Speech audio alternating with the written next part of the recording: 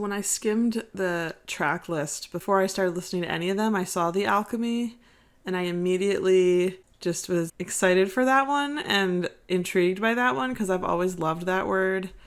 I love that idea and concept of like turning something into gold, I think is what that means, right? Let me double check that. Please skip to the next chapter if you want to get straight to the reaction to the song. Yeah, it's transmutation of base metals into gold, and there's also this added meaning of like elixir of longevity. There's this magic to it, but like I think the thing about alchemy that I actually use it in the context of love fairly often. I use it in the context of what romantic attraction is, actually, when I'm doing asexuality and aromanticism activism on my asexuality and aromanticism other YouTube channel, Emily Talks Ace stuff. I haven't actually talked about alchemy yet on that channel, but I've talked about it because people are trying to understand what romantic attraction is inside of the ace and aro communities. A lot of us are like, we're not sure if we feel it or not, and like what counts as it and how to describe it and what it really is. And I feel like one of the best explanations I've ever seen for it would be like, if you take away one of the forms of attraction, like sexual attraction, what's the difference between friendship and romance is like one of the common questions. And but often something I'll say is that it's an alchemy of multiple different forms of attraction. When you have them at the same time for the same person, there's something like extra that happens to like, magnify them and make them more than the sum of their parts. And kind of like alchemy is just a really good word for that. So I have no idea if this song is going to have anything to do with my type of thoughts around alchemy, but I've been very intrigued about what this song might or might not be since I saw the title, because I was like, ooh, I love that word and I love that concept. All right, so let's go into it. This happens once every few lifetimes. Oh, that's her body. This is quite the lyric video. Once every few lifetimes.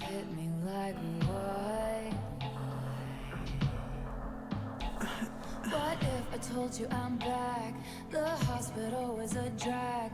Worst sleep that I ever had. Oh my gosh. I circled you on a map. I haven't come around in so long,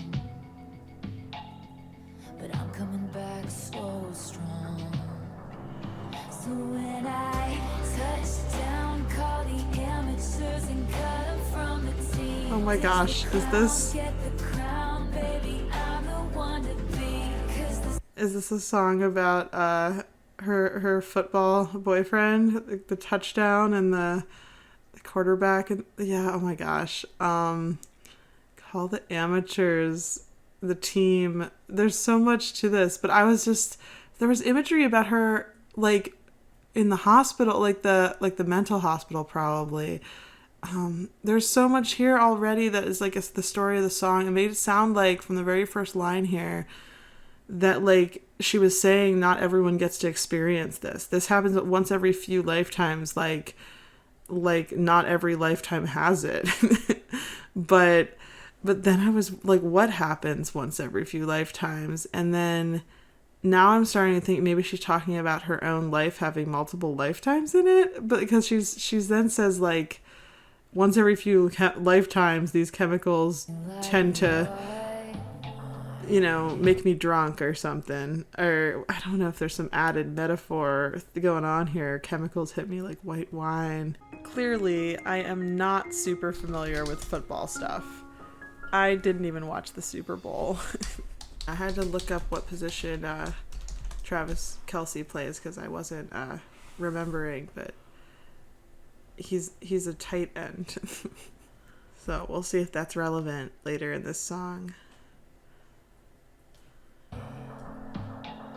What if I told you I'm back? The hospital was a drag. Worst sleep that I ever had. So after this, Circled you on a oh my map. gosh. I haven't come around in so long, but I'm coming back so strong. So when I touch down, call the amateurs and cut them from the team. Ditch the get the crown, baby, I'm the one to be. 'Cause the sign on your heart said it's still reserved for me. Honestly, who are we to fight the alchemy? Hey, you. Interesting. I'm not sure if I'm loving this one yet as much as I hoped I would for a song called Alchemy, but I'm intrigued. Musically, I'm not sure yet what I think about it, and also lyrics-wise, it's a little... I'm mostly following it, I think. The sign on your heart said it's still reserved for me. That makes a lot of sense to me with what I know about the Travis Kelce thing. I saw some cute, like, compilation at some point about all the times over the past years he had a crush on her and continued to, like, say positive things about her. Like he was consistently into her for a long time before they got together, I guess. He was asked who his celebrity crush in high school was. Mine was Taylor Swift. All right now. Note, he was born in October 1989, so he's only 2 months older than Taylor Swift. He's basically almost the exact same age. And then this ad read between Travis and his brother, Jason Kelce, on their podcast segued into such a legendary little comment about how into Taylor Swift he still was before they got together. There are more than 70,000 events every single day on SeatGeek, and this includes concerts, sports, festivals, and much, much more. You got Taylor Swift. Speaking of Taylor Swift, I know you went to the Taylor Swift concert. How was it? Yeah, well, I was disappointed that she doesn't talk before or after her shows because she has to save her voice for the 44 songs that she sings. So I was a little butthurt I didn't get to hand her one of the bracelets I made for her. You made her a bracelet? Yeah, if Out of what? you're up on Taylor Swift concerts, there are friendship bracelets, and I received a bunch of them being there, but I wanted to give Taylor Swift one with my number on it. All right now. Ooh, your number's in 87 or your phone number? You know which one. So she doesn't meet anybody, and she doesn't, or at least she didn't want to meet me. So I took it personal, but it was an unbelievable show. And let me show you just 10 more seconds of Travis Kelce being adorable, actually making friendship bracelets. So it's my third year here at Tight End U. Try and make it more special every single year that we do this. Thought what better way than to welcome the guys with friendship bracelets. Take a page out of Taylor Swift's book. Okay, back to the reaction now. Honestly, who are we to fight the alchemy? Hey, you, what if I told you we're cool? That child's play back in school is forgiven under my rule. I haven't come around in so long. So what if I told you we're cool, that child's play? So like when we were young or something happened that needed to be forgiven, like they have a past history. I don't know. I don't know who she's talking about. Why is it not playing? But I'm making a comeback to where I belong. So when I touch down, call the amateurs and cut them from the team. Ditch the clowns, get the crown, baby, I'm the one to be. 'Cause the sign on your heart said it's still reserved for me. Honestly, who are we to fight the alchemy? These blokes swarm the benches, we've been on a winning streak. Benches, we've been on a winning streak. I love that one because the blokes is such a British word, and she's saying like they're on the benches. They're like, that's, I think, blokes. I heard that both Maddie Healy and Joe Alwyn are British, so it's like an extra non-American thing to say, but she's lumping them off as like I'm done with them now. Moving on. And Jokes that it's heroin, but this time with an E. oh my gosh, heroin. I thought she was saying the drug, but this time with an E. She's like the hero of the story, the heroine of the story. 'Cause the sign on your heart said it's still reserved for me. Honestly, who are we to fight the alchemy? Shirts off and your friends lift you up. up over their heads, fear sticking to the floor. Cheers chanted cause they said there was no chance. Trying to be the greatest in the league. Where's the trophy? He just comes running over to me. Touchdown, call the It's so sweet. amateurs and cut him from the tee. Ditch the clouds, get the crown, baby, I'm the one to be. Cause the sign on your heart said it's still reserved for me. Honestly, who are we to fight the alchemy? So this became, in my after the fact analysis, my favorite lyric of the entire song, by the way.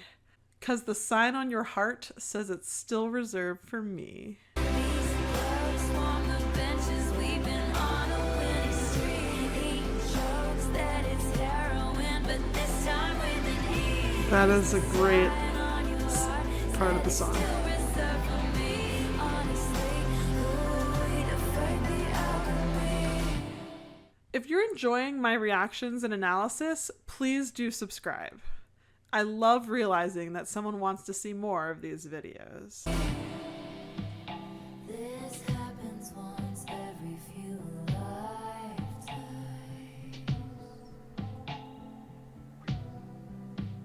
These chemicals hit me like a white wine.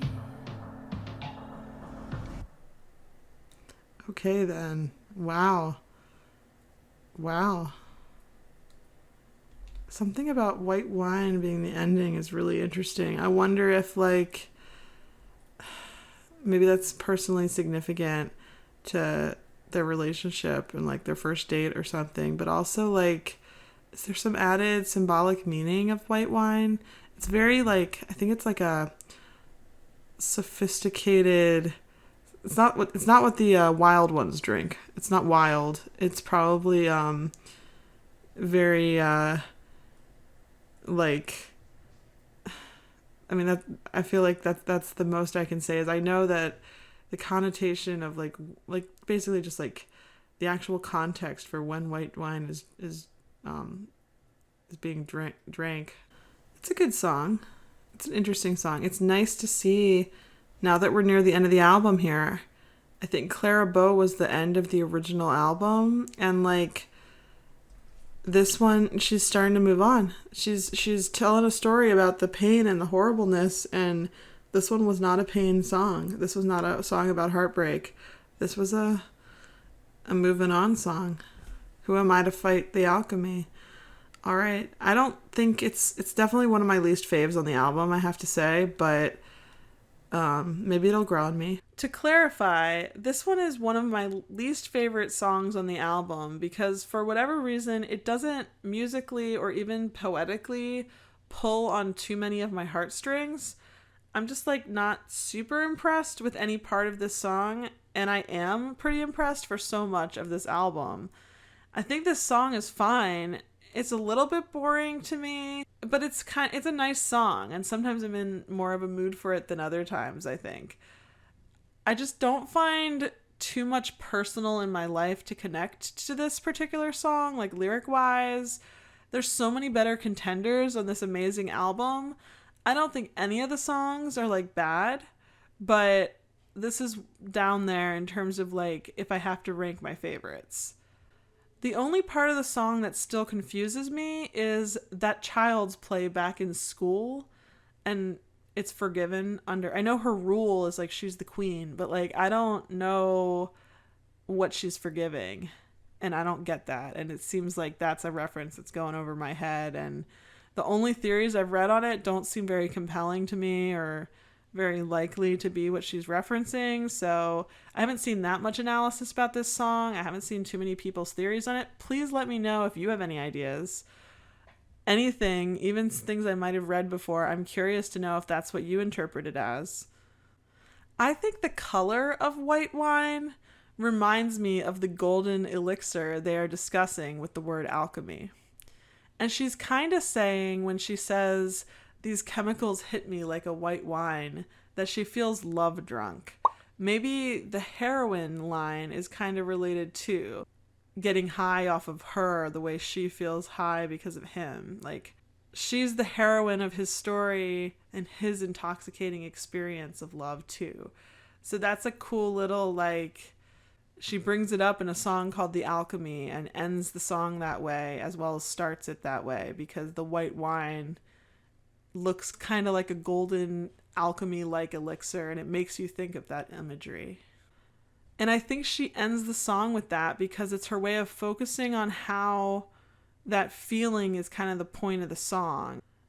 I mean, now that I'm doing the analysis, I just listened to So High School for the first time like an hour ago, and I don't know if it really is so mature of a love for her based on that song. But based on this song alone, I was thinking maybe the white wine is supposed to evoke feelings of maturity, elegance, and the imagery of golden elixir and the intoxication of the high of being drunk or love drunk. And I do think she's very intentional to end the song this way. Like, this is one of the most notable poetic things she did in the whole song.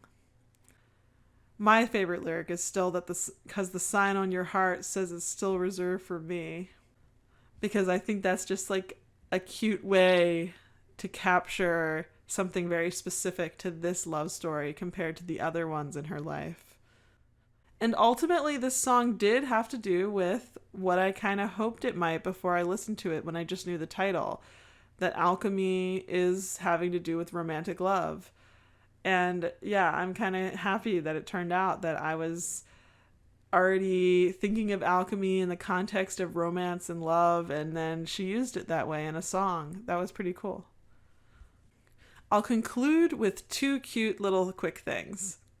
First, she played this song live on her 87th Eras Tour show, since number 87 is Travis Kelce's number. And someone mashed this song up wonderfully with her much older song, Love Story. I highly recommend a listen. It's surprisingly good.